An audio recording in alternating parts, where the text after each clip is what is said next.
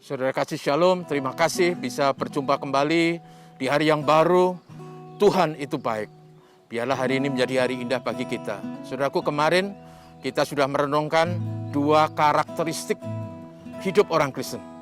Dan hari ini saya ingin kita merenungkan 2 karakteristik yang lain. Hari ini teksnya masih sama seperti minggu lalu, kemarin. Tetapi hari ini saya hanya akan membaca ayat 3 dan ayat 4. Ibrani pasal 13 ayat 3 dan 4. Ingatlah akan orang-orang hukuman, karena kamu sendiri juga adalah orang-orang hukuman. Dan ingatlah akan orang-orang yang diperlakukan sewenang-wenang, karena kamu sendiri juga masih hidup di dunia ini. Hendaklah kamu semua penuh hormat terhadap perkawinan, dan janganlah kamu mencemarkan tempat tidur. Sebab orang-orang sundal dan pezina akan dihakimi Allah.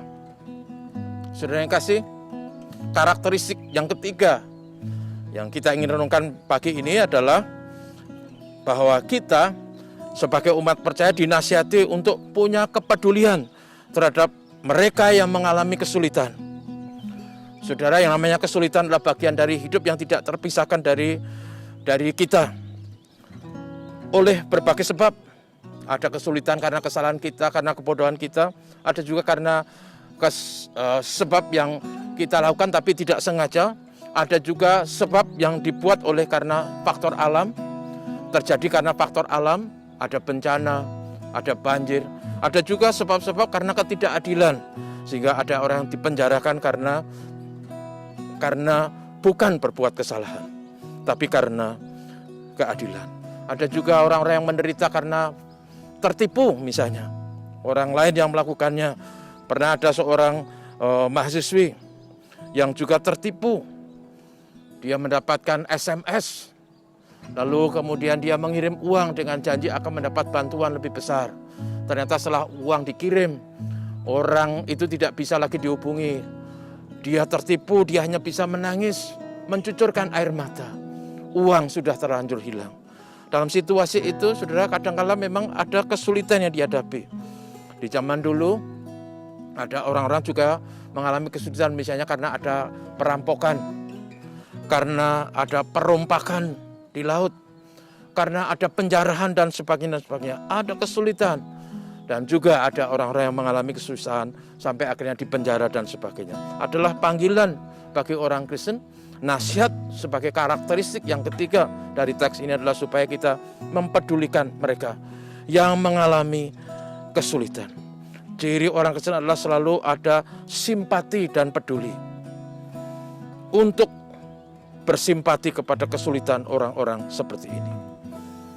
Terhadap sesama yang menderita sakit, terhadap sesama yang kekurangan, terhadap sesama yang ada dalam penjara karena berbagai sebab.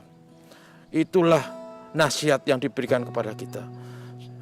Mengasihi dan peduli tanpa pandang bulu, tanpa pandang suku, tanpa pandang apa iman atau keyakinannya. Kita diajar untuk mengasihi dan peduli, bahkan kepada orang-orang yang menyusahkan kita, atau bahkan ekstrimnya yang membenci kita. Itu adalah karakteristik atau ciri khas yang ketiga. Sedangkan karakteristik yang keempat, saudara kekasih, adalah pelihara kesucian hidup, terutama hidup pernikahan. Itu ada di ayat 4. Saudaraku, nafsu seksual itu adalah dari Tuhan. Tuhan juga yang memberikan kepada kita. Dan bersyukur kalau kita laki-laki tertarik perempuan dan perempuan tertarik laki-laki. Seks itu berkat, tetapi Tuhan juga memberikan etikanya, aturannya dengan tegas. Jangan diumbar untuk memuaskan nafsu. Jangan diumbar untuk memuaskan ego kita. Ada wanita-wanita yang lemah dan ada laki-laki yang perkasa. Perkasa fisiknya, perkasa harta kekayaannya. Dan kemudian memanipulasi wanita-wanita lemah tersebut karena uang, karena harta, dan menjadikan wanita menjadi budak nafsu laki-laki. Bahkan juga karena kemiskinan, ada wanita-wanita yang menjual dirinya. Sekarang populer dengan apa yang namanya prostitusi online. Ada gigolo, prostitusi yang dilakukan oleh laki-laki. Bahkan yang paling mengerikan adalah apa yang namanya praktek-praktek homoseksual. Nah, ini sangat dibenci oleh Tuhan. Dan itu sebabnya, saudara, ada sekarang penyakit yang namanya AIDS yang belum pernah ditemukan obatnya. Saudara yang kasih, karakteristik yang keempat adalah kesucian hidup. Karena itu kita harus menjaga diri. Jangan sampai kita mencemarkan tempat tidur. Dalam bahasa lain itu disebut, itu adalah forbidden bed, tempat tidur yang terlarang. Karena itu dalam sudut pandang iman Kristen, saudara, nikah itu sakral, suci dan harus dihormati. Jangan ada percabulan, jangan ada perzinahan. Bahwa pernikahan itu janji suci yang diucapkan di hadapan Tuhan, sebagai janji yang diungkapkan dengan segala ketulusan kepada pasangannya, supaya mereka bisa membangun rumah tangga yang lestari, yang harmonis, dan diberkati. Menurut sejarah dunia, Kekaisaran Romawi yang mengagumkan itu, saudara, hancur. Salah satu faktor penyebabnya adalah karena pernikahan yang tidak dihargai. Banyak wanita di zaman itu yang menikah untuk bercerai dan bercerai untuk menikah, sehingga Kekaisaran Romawi hancur karenanya.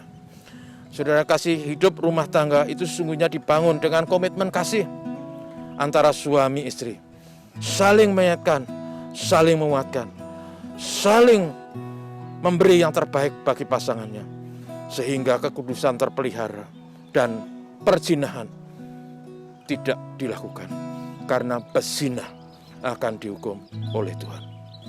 Mengapa banyak pernikahan justru menghasilkan air mata, duka, bahkan ada penderitaan fisik dan non-fisik, ada KDRT misalnya, karena orang lupa esensi nikah, lupa atau AB janji sucinya, dan hanya mengumbar hawa nafsu seksual tanpa peduli pasangannya, tanpa takut kepada Tuhan penciptanya.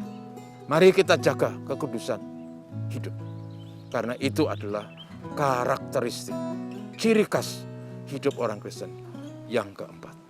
Tuhan memberkati kita, mari kita berdoa. Tuhan, tolonglah kami, supaya kami punya hati untuk mereka yang menderita, yang sakit, yang di dalam penjara, yang mengalami kekurangan, kemiskinan, dan persoalan.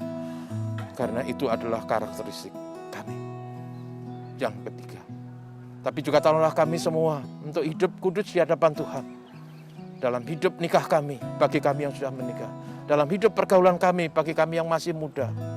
Tuhan, tolong kami semua, supaya etika sabda Tuhan, supaya firman Tuhan dipegang teguh, dihayati, dipraktekkan dalam hidup kami. Tuhan, tolonglah kami, supaya kami bisa mempraktekkan ciri-ciri khusus, karakteristik hidup Kristen. Berkat Tuhan kami mohon bagi negeri kami, bagi bangsa ini. Bapa, terima kasih.